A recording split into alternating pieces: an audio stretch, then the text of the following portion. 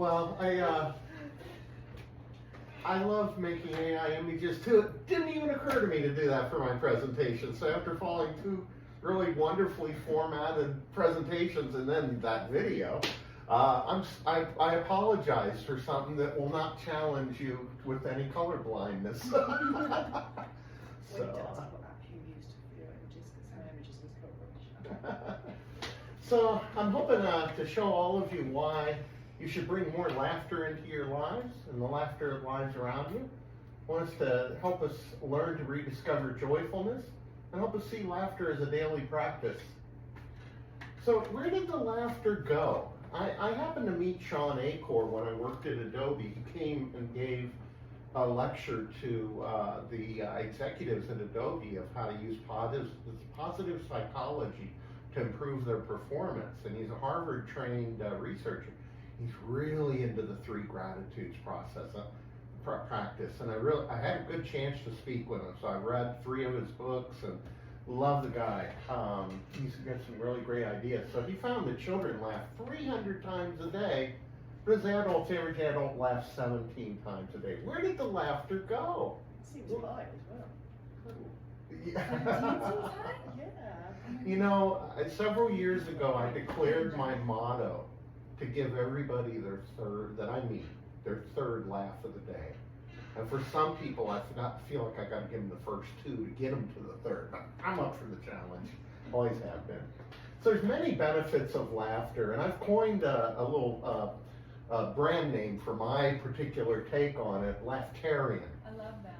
And so laughter does a lot of great things. Reduces stress, improves mood and emotional balance, enhances immune function, increases energy and focus. There's cardiac and aerobic benefits to it. There's greater connection with others, and it even improves empathy and compassion. And by the way, the other reason for my black and white presentation is I've been spending too much time in medical journals, reading the articles, the research on every one of these things. Medical journals are black and white. Occasional blue. Oh, there we go, some color. Okay, my one slide with color, yeah. Current research indicates laughter has quantifiable positive physiologic benefits, and that was a particular study that I read. And, oh my goodness, just fell in love with this research.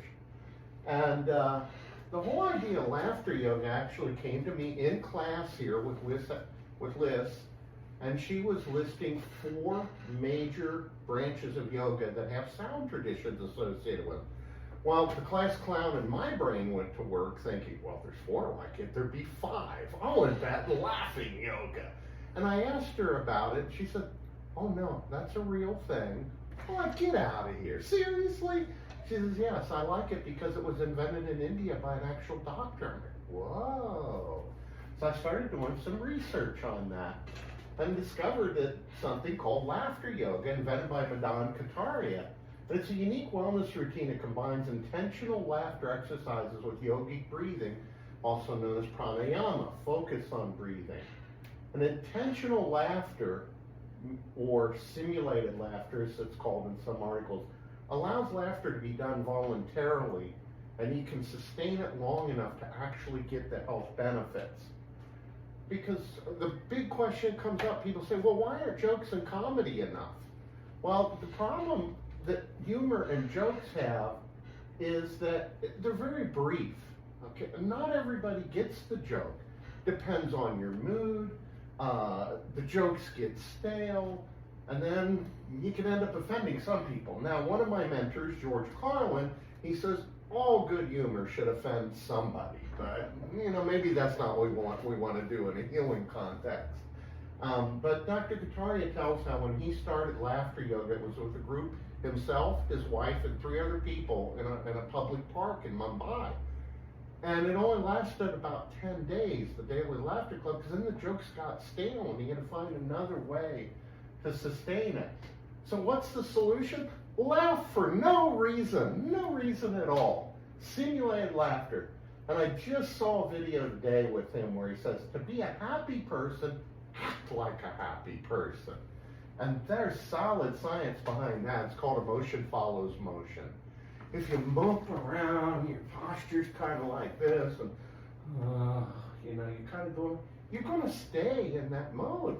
But if you put that head back, put the head up in the air a little bit, put the smile on, walk around, in the hood they call it fake it to make it. There's solid science behind that. Paul Ekman, William James, Sylvan Tompkins, some of the researchers on this, they discovered that bodily expressions and movements can translate into emotional experiences, and even your facial expressions and body movements play a crucial role in emotional experiences. So, laughter yoga is always done in groups, and there's some important reasons for that. It works because laughter is contagious. It's like yawning, you know, you see one person in a group yawn, everybody's got to yawn. It's how we bond as a species, and the mechanism is mirror neurons. So Dr. Kataria discovered this in 1995, because he read an article by Dr. Lee Burke at Loma Linda University. That's the university where they did the first human heart transplant. He was studying laughter and found out the body does not know the difference between fake laughter and real laughter. You're still going to get the same benefits from it. But in the same year, mirror neurons, that was 1995, mirror neurons really hit the stage. And that was actually discovered by some researchers first in Italy, where they had a monkey all wired up. And the researcher noticed that if he was eating something, parts of the monkey's brain would activate associated with making the motions to eat. And so these mirror neurons bond us. And so the group dynamic, when you see the other people laughing around you, it makes it contagious. So how much laughter do we need? Now, I read a study that said in an elder care community where they gave the individuals one laughter session every 2 weeks for 7 weeks. I'm thinking, only one time every 2 weeks they had these poor people laughing? They got benefits from it. There were documentable benefits from it. But Dr. Kataria says we need sustained laughter. He recommends sustained laughter of 10 to 15 minutes every single day. It's a daily practice to get the benefits. So I was amazed that they could find a benefit from only once every 2 weeks, but the research is there. So what we all need today, I believe, is the attitude of laughitude. This is an idea that I've coined because I realized when I was thinking about kind of my life trajectory, I have always cultivated, gratitude exercises are very interesting. And this is what Sean Acor was talking about. When you do gratitude exercises, it turns on the frontal cortex. That's our thinking part of the brain. It helps us solve problems. And there's lasting benefits from it. He was researching that with Harvard, with Wall Street executives.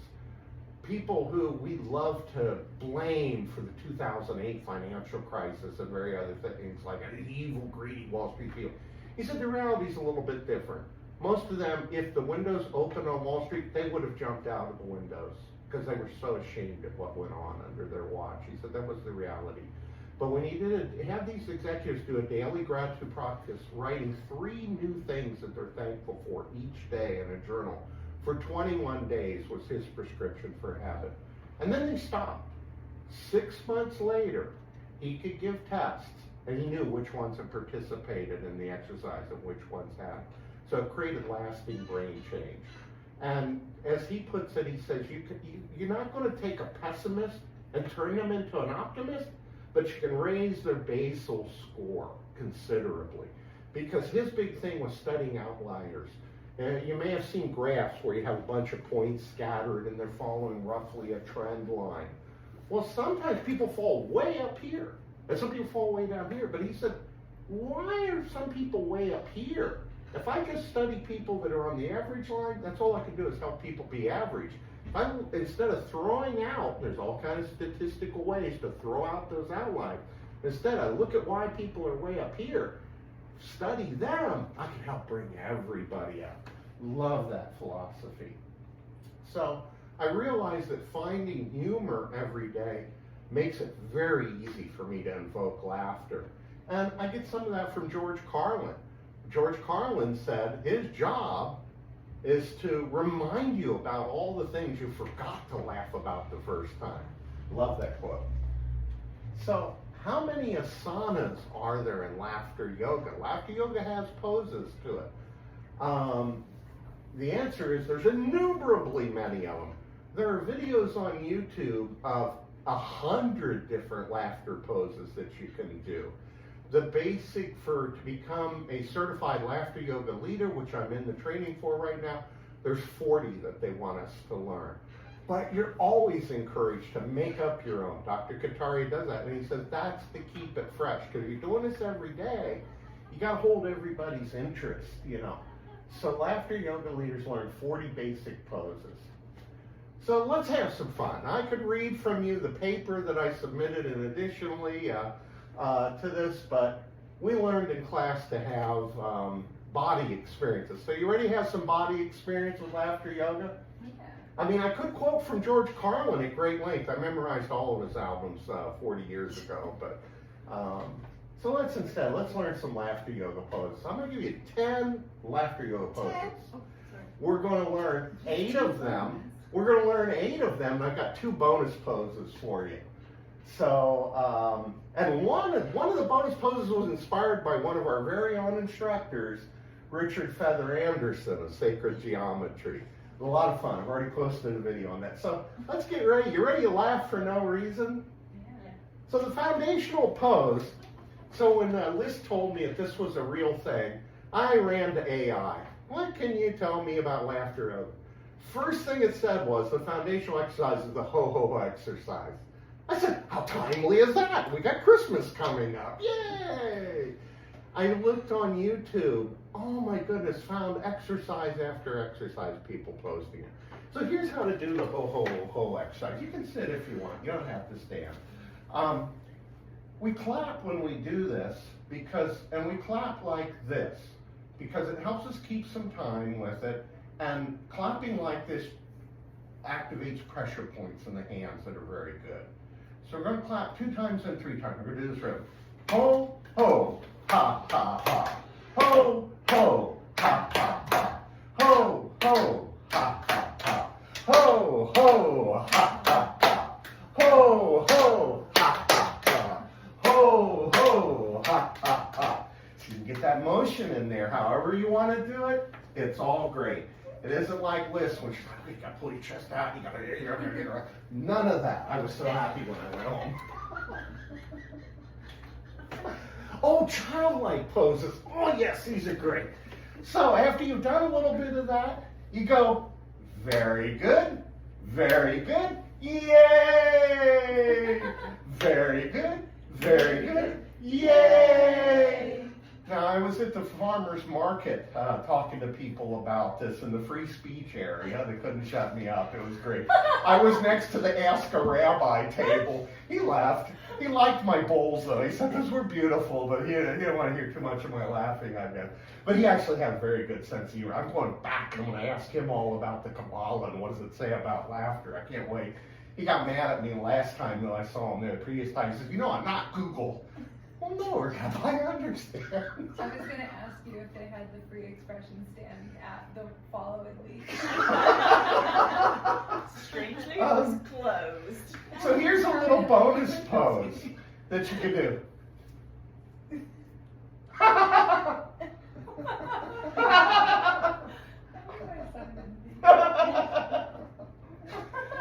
So I was doing this at the farmer's market, and this one couple came up, and they had a little child that was about 5 or 6. Oh yeah, invite him in. He was about 5 or she was 5 or 6, and they said she doesn't like anybody, no string, but she's loving what you're doing. So I told them, I said, make it a part of your child's life. Praise your child with very good, yay! And their child was starting to do it too. The mirror neurons we talked about, clicking in. I mean, as a kid, they always said monkey see, monkey do. So the science was there all along. It just took some scientists to give it a name. So there you go. There's one of your bonus poses. Oh, the why are you laughing a pose. Now imagine this. Dr. Kataria with his wife is with 3 strange people in this public park, And they're all just laughing themselves silly for 10 or 15 minutes. And people would walk up and go, "What are you guys laughing at?" Here's the pose.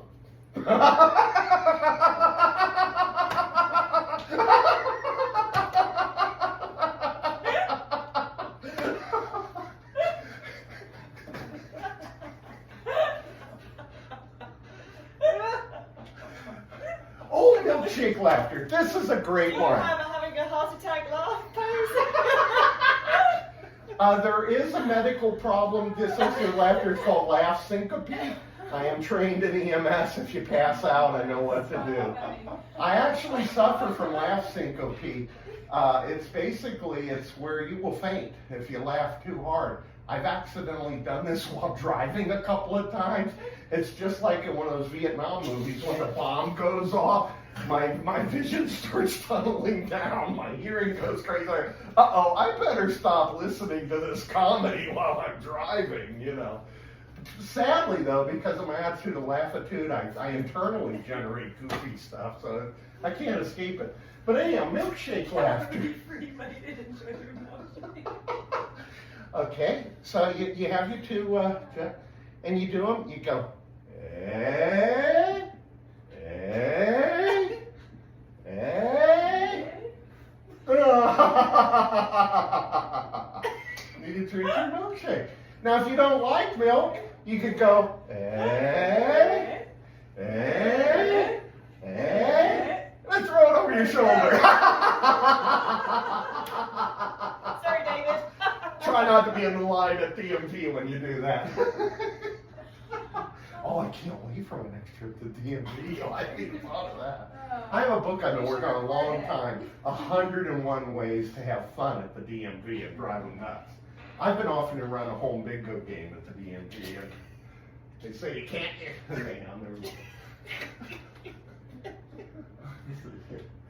Oh, are you in a dispute? Oh, this is another one of my favorite things. You gotta have an argument with somebody. This is the laughter yoga pose for having an argument.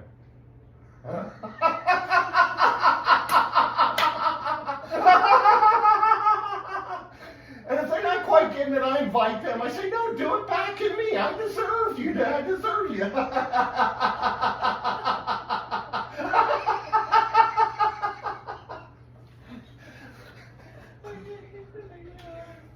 Oh, the two brain poses. These are a couple of my favorites. I gave you a quick demo last night.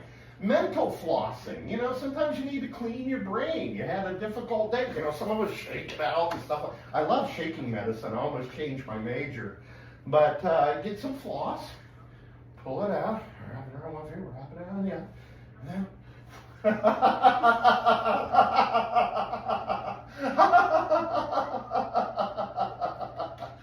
Now, sometimes you need to do a little more, though, than just the mental floss. Sometimes you really got to wash your brain. So we have a plan for that. So you have to, like, you know, you have to open things up.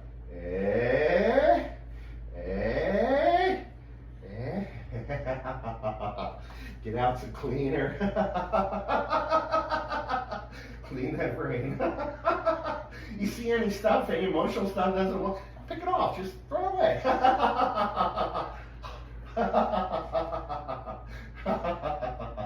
Now, when you're done, you got to put it back in, you know. You kind of need your brain probably after you release it. Put it back in. There we go. We've done a brainwash. Very easy. So, Bill's got you down. There's the credit card laughter pose. Do you just want to freeze him in time and go, what do you think this one's going to be? I went for the very, very last Star Wars film, and I was like, this is the last 10 minutes of my life that I'll not know how Darth Vader became Darth Vader. This is like the last 10 minutes of my life I won't know what the credit card bill pose is, and I'm here for it. Let's do it. So you get out your credit card, you put it in your hand, and you go like this, you show it to your friends. Come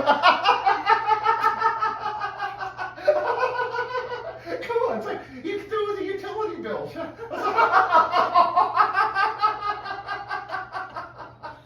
Yeah, one of my favorites. I do this one a lot. Oh, and here's the one other pose. We're already at 10 poses. Can you believe how quickly this went? So this is the flimsy things pose, okay? I was so happy to go shopping for school equipment when Richard Feather Anderson gave us our list of supplies we needed. So I'm running around buying my protractor and my comics and paper and colored pencils. I got all this whole bag full of stuff. And I found that the compass for drawing circles that I got was just terribly cheap. It would not hold the distance between the legs. So I had to go buy one with the little thing between the legs, the adjustment, you know. And as I was buying it, it occurred to me what was going on. I had one of those as a kid. I had the real cheap one and it worked just fine. So why did I buy a cheap one as an adult and it didn't work? And I realized there's a pose for this. And I actually did this video of this while walking in San Rafael. Down the sidewalk as I was walking to the art store. Of course you did. So here's the flimsy things pose, because I realized they change words nowadays from what they were when I was a kid. Now flimsy really means flimsy. My compass was not just cheap, it was flimsy. And so the pose for that is to take your hand like it's not very well attached. You know, it's just on there kind of flimsy. And you just kind of wave your hand around like it's going to fall off, and you point at the flimsy thing.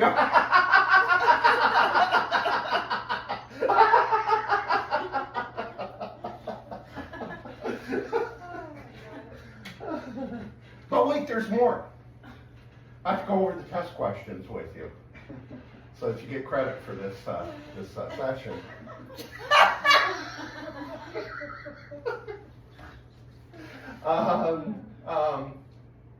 How many laughter poses do laughter leaders here learn?